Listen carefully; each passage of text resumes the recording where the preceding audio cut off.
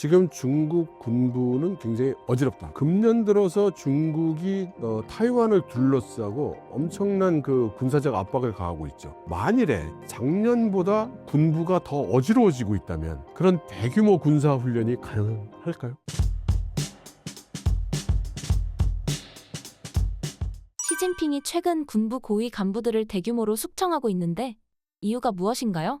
이 질문을 최근에 제가 많이 들어요. 그 많이 듣는 이유를 생각해 보니까 유튜브에서 중국의 군부에 문제 있고 뭐 하다는 이야기를 하는 사람들이 늘어서인 것 같습니다. 그런 몇몇 분들이 와, 중국에 지금 군부에 문제가 생겼어, 뭐 장군들이 숙청을 당했어, 뭐 이런 얘기를 하는 분들이 늘어나가지고 그런 얘기가 나오는 것 같은데, 군부 숙청은 대부분 작년에 이루어졌죠. 그리고 지금 벌써 4월 아닙니까?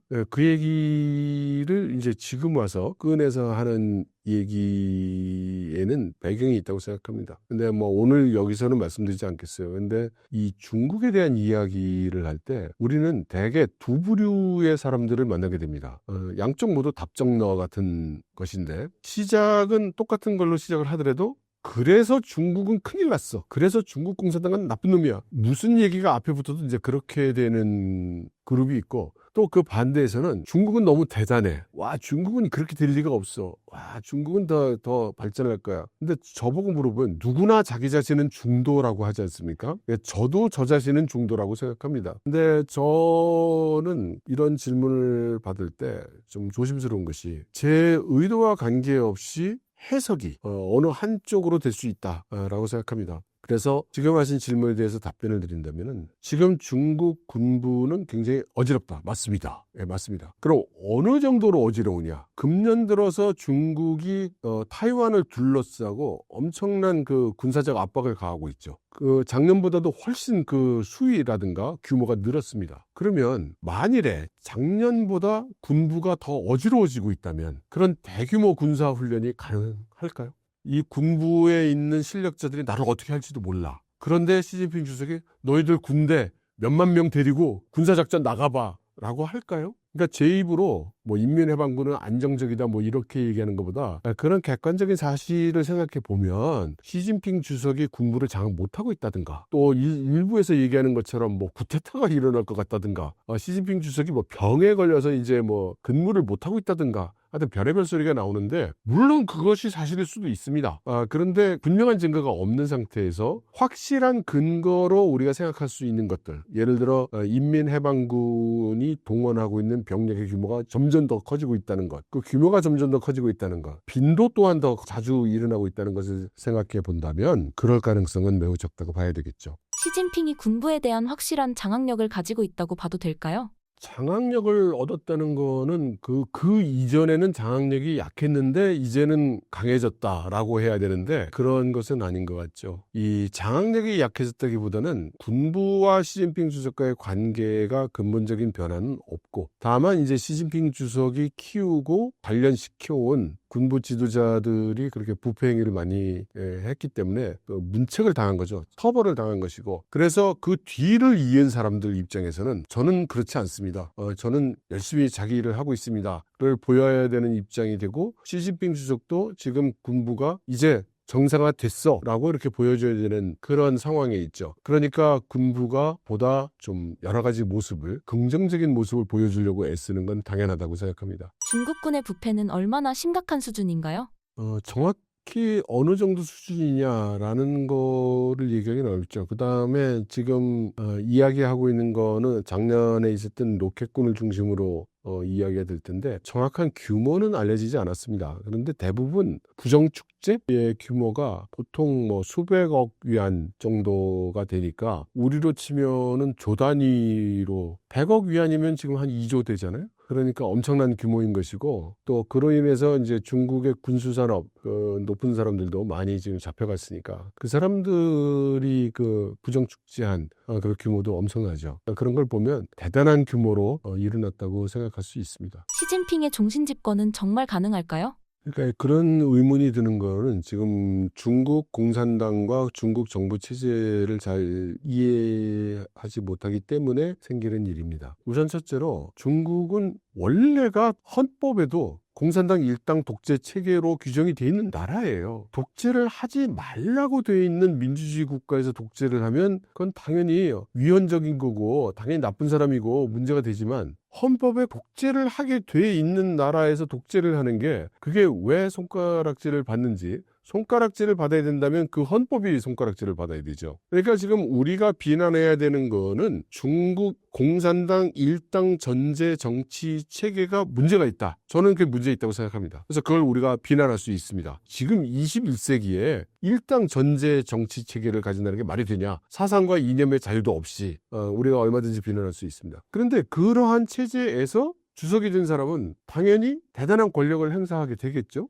그런데 그게 여기서 우리가 좀 생각해 봐야 될 건 그 사람 개인이 지금 권력이 강한 것이냐 아니면 중국 공산당의 권력이 강한 것이냐 이거죠. 우리 그 한국 사람들 입장에서는 우리가 민주체계에서 독재의 과정을 다 경험을 했기 때문에 독재에 대한 당연히 반감이 있고 부정적으로 보고 비난을 하게 되는 건 당연합니다. 근데 그러면 시진핑 주석은 독재를 하는데 그럼 그 전에 뭐 강택민이나 후진타오나 그럼 이런 사람들은 독재를 안 한 건가요? 왜 굳이 시진핑 주석에 대해서만 그렇게 독재라는 얘기를 많이 하는 걸까요? 그러니까 임기가 3년임을 최초로 한 상황이 있었는데 이거를 지금 그 많은 분들이 시진핑이라는 개인이 권력을 장악하고 강화했기 때문에 나 계속 평생 집권하고 싶으니까 이거 다 규정 바꿔! 이렇게 해가지고 바꾼 것으로 이렇게 해석을 하시는 것 같아요. 왜냐? 우리나라의 그 독재 정권들이 그렇게 했기 때문에. 근데 그건 우리나라고요. 중국의 경우는 좀 다릅니다. 그래서 저는 이것을 시진핑이라는 개인이 권력이 강화된 측면이 분명히 있겠지만 그러나 이것은 중국 공산당 내에서 어떤 컨센서스가 이루어졌다고 보고 중국 공산당이 이게 1인 체제 가야 되겠다는 그런 인식이 생겼기 때문에 가능했다고 봅니다. 조금 설명을 더 드리면 중국은 공산당 일당 전제 정치 체계 아닙니까? 그러니까 모든 권력은 우리나라처럼 국민으로부터 나오는 게 아니라 모든 권력은 중국 공산당에 있는 겁니다. 모든 중국 공산당의 권력은 중국 공산당 당 중앙에 있는 겁니다. 그리고 모든 당 중앙의 권력은 당 중앙 상무위원회에 있는 겁니다. 그 상무위원회가 7사람이 있는 거고요. 그런데 그 상무위원회가 지금까지는 소위 권력을 분배해서 운영을 해왔어요. 그런데 3년임을 하면서 사실상 실질적으로는 형식적으로는 이제 그 역할이 다 남겨져 있고 또 실제로는 나뉘어져 있지만 시진핑 주석이 결정할 수 있는 범위나 리더십의 강도는 강해진 것은 사실입니다. 그래서 그렇게 얘기할 수 있어요. 그러나 우리가 지금 독재 이럴 때 떠올리는 전두환, 박정희 이런 식의 독재와는 다르다. 그렇게 말씀드리겠습니다. TSMC와 관련된 책을 번역하신 걸로 알고 있습니다. 자세한 설명 부탁드립니다. 제가 금년에 타이완에 대한 여러 가지 호기심이 또 의문이 있어서 타이완에 대한 취재를 좀 계속하고 있습니다. 그래서 지금 한 달에 한 번꼴로 타이완을 방문해서 여러 인사들을 접촉하고 있는데 황친용이라고 하는 타이완의 그 유명한 그 산업 잡지 디지타임즈의 그 우리식으로 하면 회장님이 되겠죠. 동사장이 있어요. 그 양반을 만나러 갔다가 강요당했습니다. 내가 이런 책을 4월 초에 영어판, 중국어판, 일본어판 3개국 언어판으로 나오는데 네가 한국어판을 번역해서 내도록 하여라. 이렇게 해서 제가 왜요? 막 이러다 그 기세에 밀려서 그걸 하게 됐고요.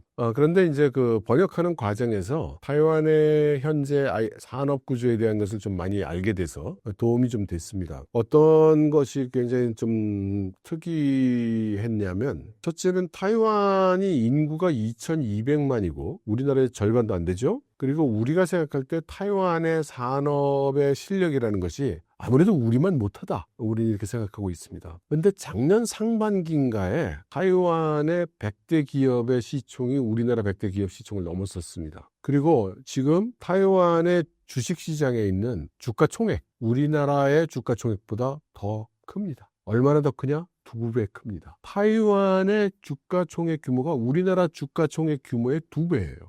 이런 나라를 우리가 의식을 못하고 있는 거죠. 그리고 그 타이완이 ICT 쪽 산업이 굉장히 발달을 해서 이게 전체 그 GDP의 한 65%를 차지한다고 해요. 그러니까 무슨 말이냐? 타이완이 ICT의 특히 제조 분야를 장악하고 있다는 겁니다. 물론 대표적으로 들 수 있는 게 TSMC 같은 게 될 수 있겠고, 미디어텍 같이 반도체 설계 회사도 나올 수 있겠고, 그다음 그 폭스콘처럼 애플을 만드는 이제 그런 전자 제조 업체도 우리가 들 수 있겠죠. 왜 우리가 타이완을 그렇게 잘 의식을 못하게 됐는가? 이걸 생각해 보면 근본적으로 큰 차이가 하나 있기 때문입니다. 우리나라는 브랜드 비즈니스를 하는 대기업이 많습니다. 그래서 어떤 제품을 보면 딱 브랜드가 붙어 있죠. 뭐 삼성, 뭐 LG, 뭐 현다이 뭐 이렇게 붙어 있지 않습니까? 그래서 우리가 해외를 갈 때도 공항 같은 데서 우리 기업들의 브랜드를 보고 또 길거리에 나와 있는 자동차에서 우리나라 자동차의 브랜드를 보고 또 호텔방에 갔을 때 거기 가전제품에 붙어 있는 우리나라의 브랜드를 보면서 아, 우리 한국이 정말 많이 컸어 이런 소회를 갖게 되죠. 그런데 타이완은 그게 거의 없어요. 왜냐하면 타이완은 중국 때문에 외교 관계가 거의 없습니다. 그래서 브랜드 비즈니스를 하기 어려워요. 그리고 타이완은 경제 정책이 옛날부터 중소기업 위주의 경제 정책이었습니다. 그래서 우리나라처럼 대기업 밀어주는 대기업이 집중하는 경제 정책이 아니고 대기업을 키우기보다는 수많은 중소기업이 활동하도록 하는 정책이었기 때문에 이 산업 구조가 그래서 우리하고 많이 다릅니다. 타이완의 경우에는 지금 중소기업 위주, 브랜드가 아니라 부품이라든가 중간재 위주의 비즈니스를 주로 많이 하고 있습니다. 그러다 보니까 우리 귀에 들어오는 그런 브랜드가 없는 거예요. 그리고 우리 귀에 들어오는 회사 이름이 별로 없고 그러다 보니까 요즘 와서 TSMC가 하도 많이 떠드니까 들리는 거지 우리가 타이완에 대해서 상당히 과소평가하게 되는 그런 결과를 가져온 것 같습니다. TSMC 이후 대만의 지정학적 입지가 많이 달라졌다고 보시나요? 전혀 달라진 게 없죠. 그러니까 대만을 과소평가하는 건 우리나라 지난 수십 년간 과소평가를 해왔습니다. 참고로 말씀드리자면 저는 집사람이 대만 사람이에요. 그래서 저는 80년대부터 대만을 왔다 갔다 했습니다.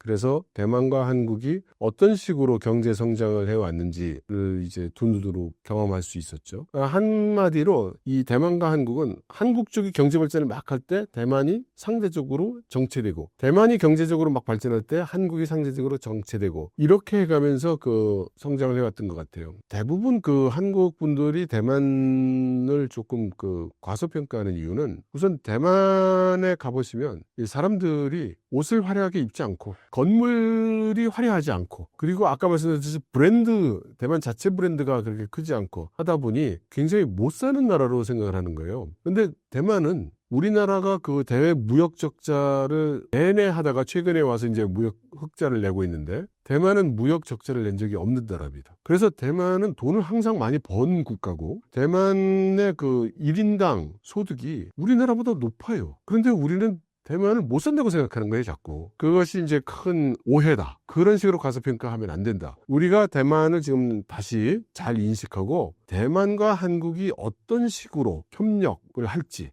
또는 경쟁을 할지 이런 것들을 조금 심도 있게 쳐다볼 필요가 있다라고 말씀을 드리고 싶어요. 또 하나 좀 말씀드리고 싶은 거는 중국과 타이완의 그 경제에 대해서 말씀드리고 싶어요. 우리나라의 많은 기업들이 중국에 가서 돈을 잘 벌었잖아요. 그럼 타이완 기업들은 중국 가서 돈을 못 벌었을까요? 한국 기업이 잘 벌었을까요? 타이완 기업이 잘 벌었을까요? 그죠?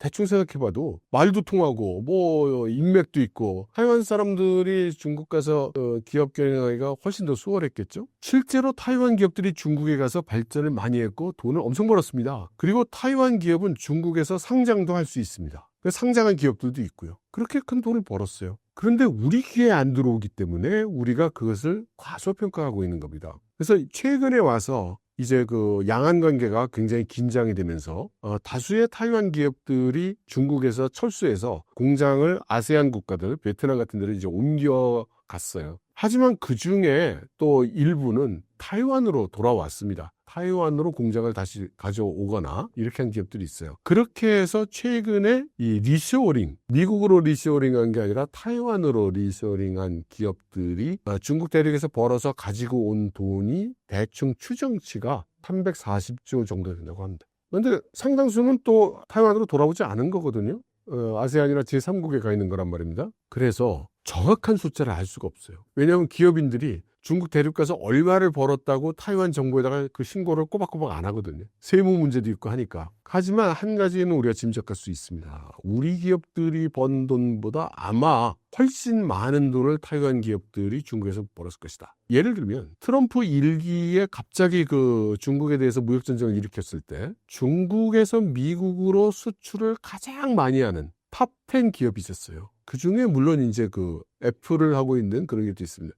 삼성도 있었던 것 같은데, 그런데 그 탑 10 10개 회사 중에 4개가 대만 기업이었어요. 중국에서 미국으로 가장 수출을 많이 하는 기업 탑 10 중에 4개가 타이완 기업이었던 겁니다. 그럼 그 타이완 기업들을 우리가 아냐? 몰라요. 우린 들어본 적도 없어요. 그만큼 이제 타이완 기업들은 몸을 낮추고 조심조심 해가면서 중국에서 비즈니스를 해왔던 겁니다. 그 결과 여러 가지 원인이 겹치면서 우리는 타이완을 우리보다 못한 나라, 타이완의 기업이 우리 기업만 못한 기업, 타이완의 경제 수준이 우리 경제 수준보다 못하다, 타이완을 그렇게 낮추어 보는 이제 그런 상황이 발생했다고 보고요. 그런데 지금처럼 이제 그 미중 간의 갈등이 첨예화되고 아까 말씀드린 것처럼 가장 불리한 국가 속에 우리가 지금 서 있는데, 지금 우리가 살 길을 찾기 위해서는 우리 주변 국가들하고 잘 국가 전략을 맞추고 협력을 도모해 봐야 될 것 같고요. 여기서 타이완이라는 존재가 또 상당히 그 유력한 존재로 유력한 호재가 될 수 있을 겁니다. 타이완에 있는 우리 기업인들이 타이완을 어떻게 부르냐면 중국 청정국가라고 부릅니다. 그러니까 타이완에서는 이 중국이 그렇게 타이완을 못 잡아먹어서 안달이잖아요. 그래서 중국 브랜드 제품을 거의 안 사요. 그건 무슨 얘기냐면 우리나라 기업이 타이완 시장에 갔을 때 일단 경쟁 대상 중에 중국 회사들이 없거나 아주 적다는 겁니다. 이것만 따져도 갑자기 홀가분해지지 않습니까? 이 사실을 우리 기업, 우리 산업에서 좀 많이 아시고 도모해 주시면 어떨까 싶어요. 대만 사람들이 한국에 대한 인식은 어떤가요?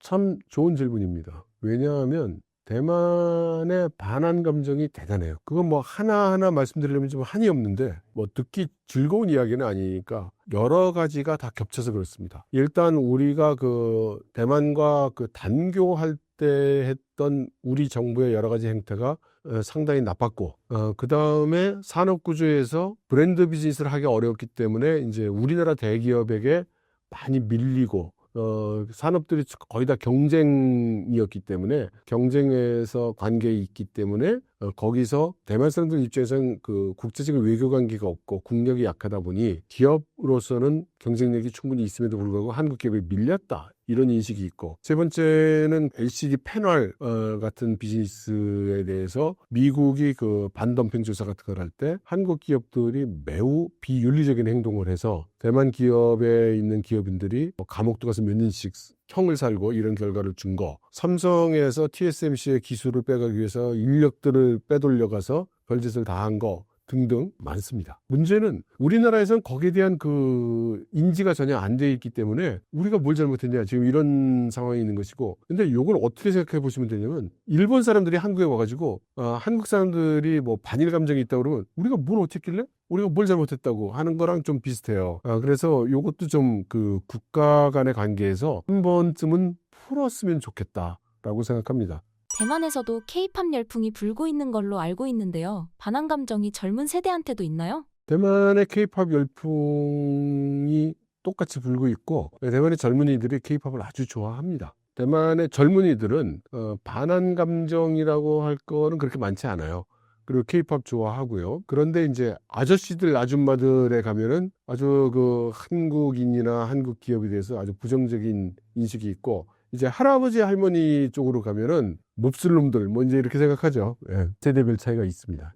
마지막으로 신사임당 구독자분들께 한 말씀 부탁드립니다.